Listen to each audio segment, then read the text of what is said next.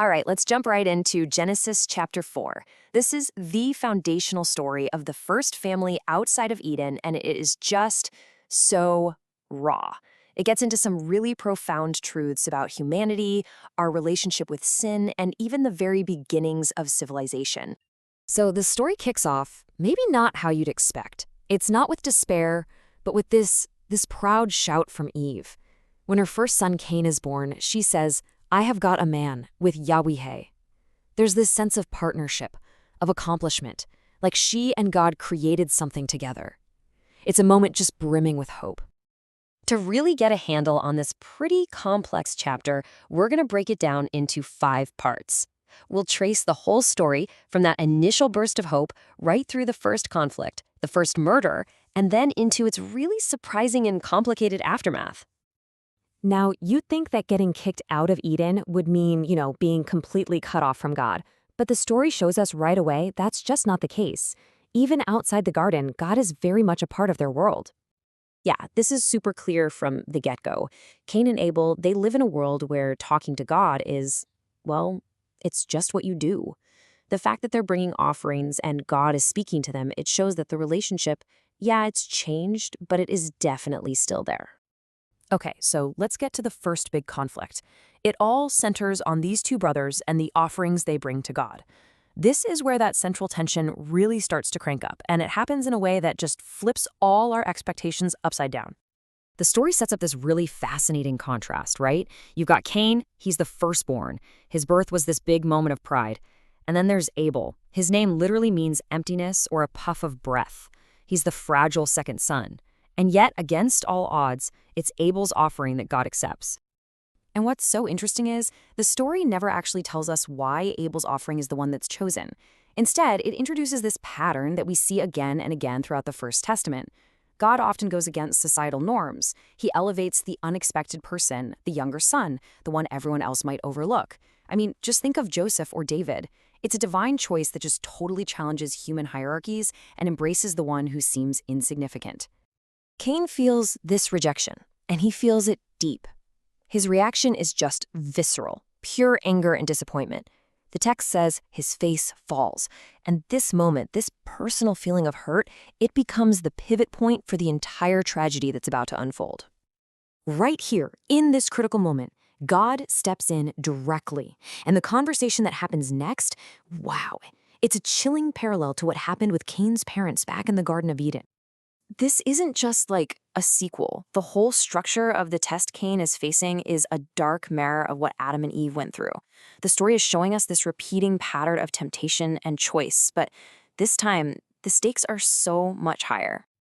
I mean, look at the parallels in the structure. It's striking. In both stories, you have a divine warning. You have a threatening creature. For Eve, it was the snake. For Cain, it's this new thing called sin. Both stories have an act of disobedience, a searching question from God, and then, at the end of it all, a terrible curse mixed with this surprising act of mercy. God's question is so personal. It's not an accusation, it's more like an invitation for Cain to just look inside himself and think. But unlike his parents, who at least tried to answer, Cain, he says nothing. He just stews in his anger, silent. The imagery God uses here is just so powerful. Sin isn't just a bad decision. It's personified as this predatory animal, crouching at the doorway of Cain's life, just waiting to pounce. God says it has an urge for him, but, and this is key, God tells Cain that he can and he must master it. So Cain leaves God's presence. He ignores the warning. He ignores the choice he was given. And that lurking threat, that creature at the door, well, it becomes a tragic, violent reality. After the murder, God confronts Cain. And just notice the question. It's the same kind of searching relational question he asked Adam and Eve in the garden. He asked them, "Where are you?" Now, to their son, he asks, "Where is your brother?"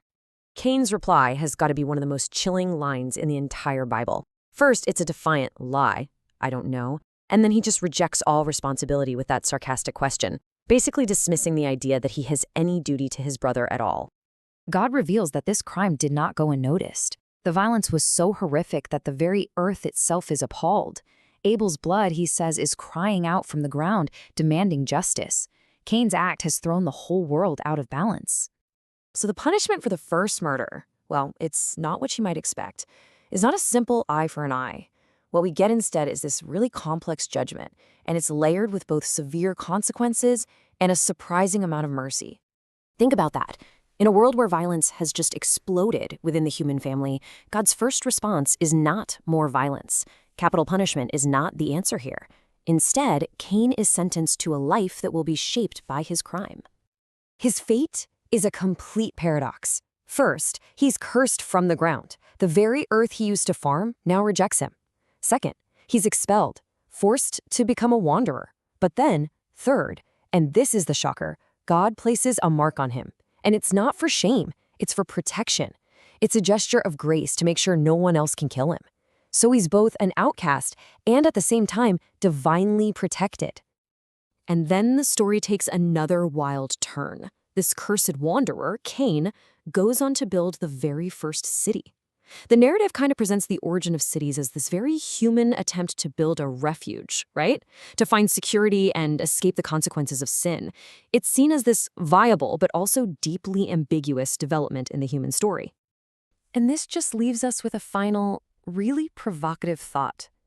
If the very first act of building a city, a cornerstone of civilization, was done by an exiled murderer looking for a safe place to hide, what does that suggest about the foundations of our own societies?